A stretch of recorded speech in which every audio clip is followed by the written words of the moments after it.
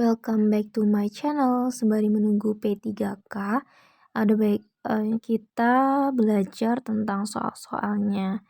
Jadi ini contoh-contoh soalnya yang seperti ini. Nisa menyampaikan permintaan atasannya mengenai informasi jumlah pegawai yang telah mengikuti pelatihan berdasarkan data yang terdapat pada laporan penyelenggaraan pelatihan. Hal yang dilakukan oleh Nisa merupakan kompetensi komunikasi level 1 dari indikator perilaku. Oke, bisa dicermati dulu soalnya sembari saya memikirkan jawabannya. Kalian juga bisa berlatih dengan menuliskannya di selembar kertas.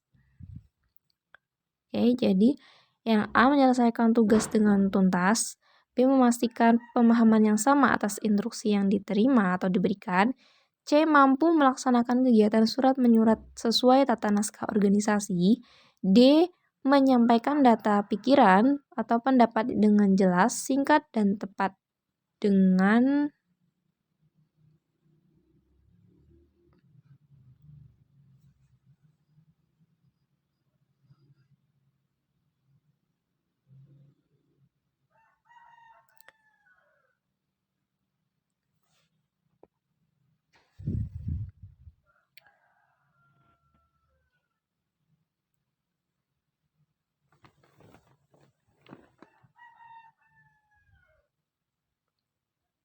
silakan dibaca lagi.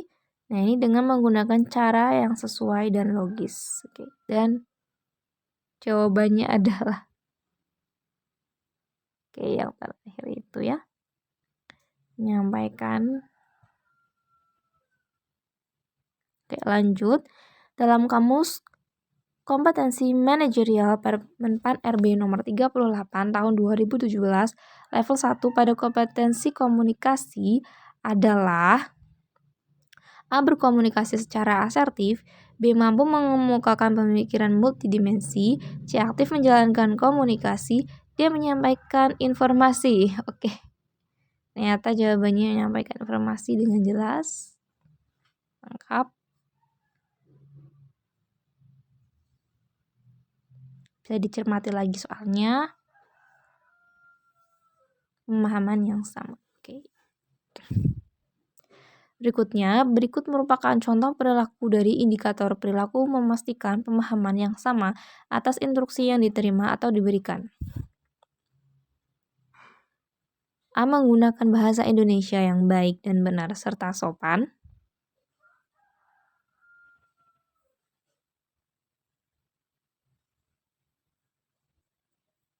B. Mengkonfirmasi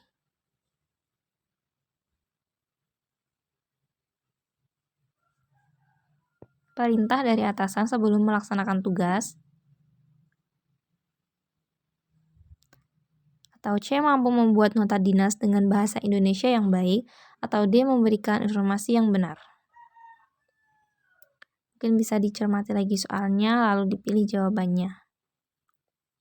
Contoh perilaku dari indikator perilaku memastikan pemahaman yang sama atas instruksi yang diterima atau diberikan.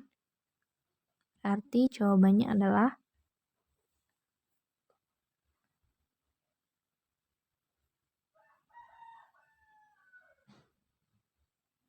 mengkonfirmasi perintah dari atasan sebelum melaksanakan tugas.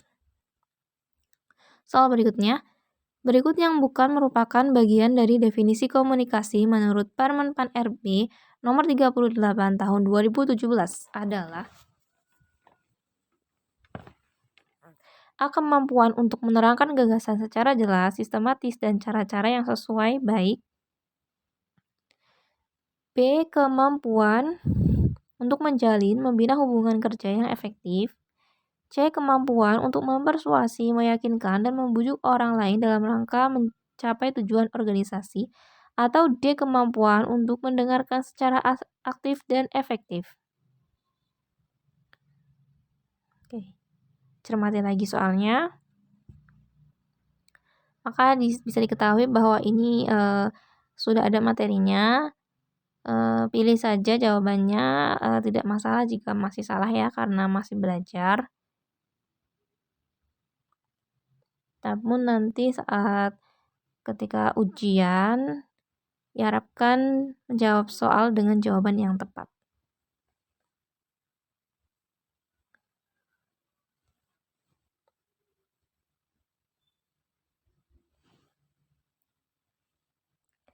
Oke, jadi jawabannya adalah B. Kemampuan untuk menjalin, membina hubungan kerja yang efektif ini kecuali ya. Jadi yang lainnya itu jawaban A, C, dan D itu betul. Kita lihat dulu materinya di Google. Definisi komunikasi menurut Permenpan RB. Jadi definisi komunikasi menurut Permenpan RB itu kita lihat di web yang mana ya? Kita lihat di sini aja, web Kemenkeu.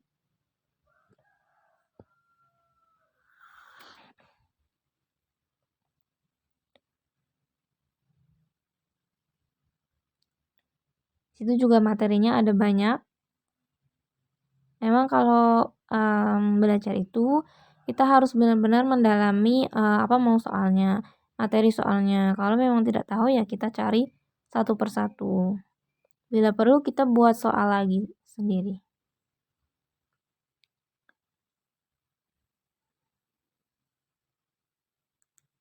Nah, di sini ada materi peraturan kompetensi komunikasi menurut Menteri Pendayagunaan Aparatur Negara ya dan Reformasi Demokrasi Republik Indonesia nomor 38 tahun 2017 tentang standar kompetensi jabatan aparatur sipil negara adalah kemampuan untuk menerangkan pandangan dan gagasan secara jelas, sistematis, serta argumentasi yang logis dengan cara-cara yang sesuai, baik secara lisan maupun tertulis. Oke, kemudian ini juga ada mendengarkan secara aktif dan efektif, mempersuasi, meyakinkan, dan membujuk orang lain dalam rangka mencapai tujuan organisasi. Jadi jelas ya tadi jawabannya yang B karena kecuali.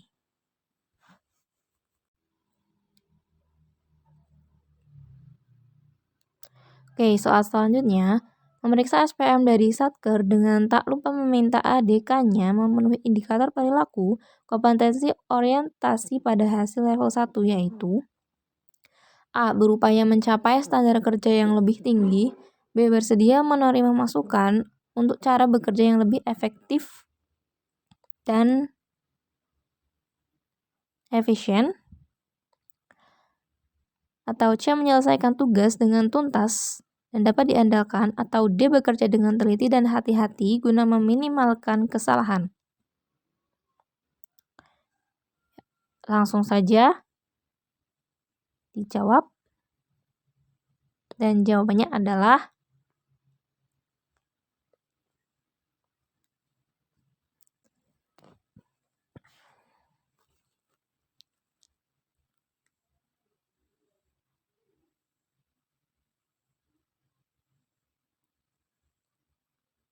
jawabannya adalah D. Bekerja dengan teliti dan hati-hati guna meminimalkan kesalahan. Oke. Soal selanjutnya. Dengan kesibukan yang tinggi, seorang ASN berupaya mengerjakan tugas yang diberikan pada hari Sabtu atau libur karena ingin menyelesaikan tugas tepat waktu. Perilaku ini ASN tersebut menerapkan perilaku orientasi pada hasil yaitu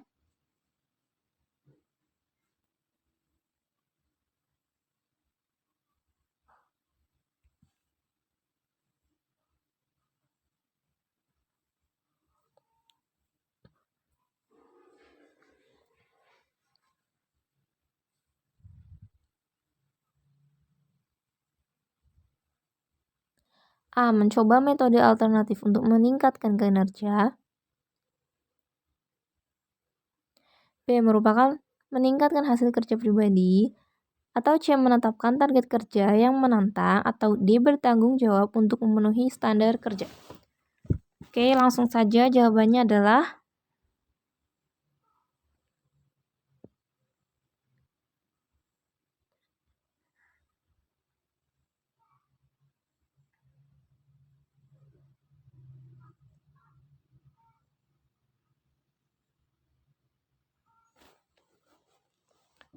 ya, jawabannya adalah oke, jawabannya yang mana? Ya, Yang D, bertanggung jawab untuk memenuhi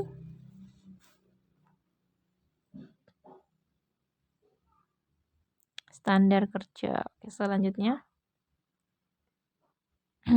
Oke, jadi ini fungsi, ini bukan teknis. Jadi kalau untuk bukan yang teknis itu soalnya yang sama ya antara guru dan non-guru. Soal selanjutnya, untuk bisa terpilih menjadi pegawai teladan di sebuah pabrik mobil, seorang karyawan harus rajin bekerja, berprestasi, dan juga bekerja minimal 5 tahun. Pak Harun adalah satpam yang sangat disiplin. Ia baru bekerja 3 tahun. Tahun lalu, ia berhasil menangkap seorang pencuri sepeda motor milik karyawan. Dewi adalah seorang staf tata usaha yang sering pergi berbelanja pada jam kerja. Ia sudah bekerja selama 7 tahun. Pak Yanto bekerja di bagian produksi selama 6 tahun. Sering izin karena merasa kurang sehat. Sementara Yeni bekerja di bagian pemasaran. Penjualannya melebihi target dan bekerja selama 5 tahun. Endang sangat rajin masuk kerja. Ia adalah karyawan tata usaha dan telah bekerja selama 4 tahun. Gelar pegawai teladan sebaiknya diberikan kepada siapa? Oke, udah jelas. Jadi sudah jelas ya. Ini sebenarnya sih jawabannya tadi sudah jelas. Pasti nama-nama tertentu berarti kita tuh harus memperhatikan siapa yang kira-kira paling baik. Kalau yang Pak Satpam itu tapi masa kerjanya lebih singkat daripada yang lain, jadi kurang. Kemudian kalau Dewi tidak mungkin karena dia sering bekerja pada jam kerja. Kemudian kalau Pak Yanto sebenarnya sudah senior tapi dia sering izin. Jadi jatuh kepada Yeni.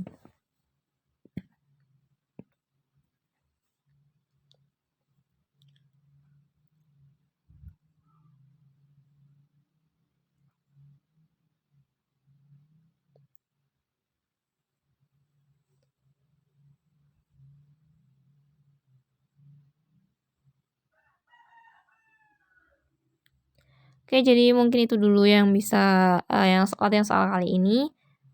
Thank you for watching.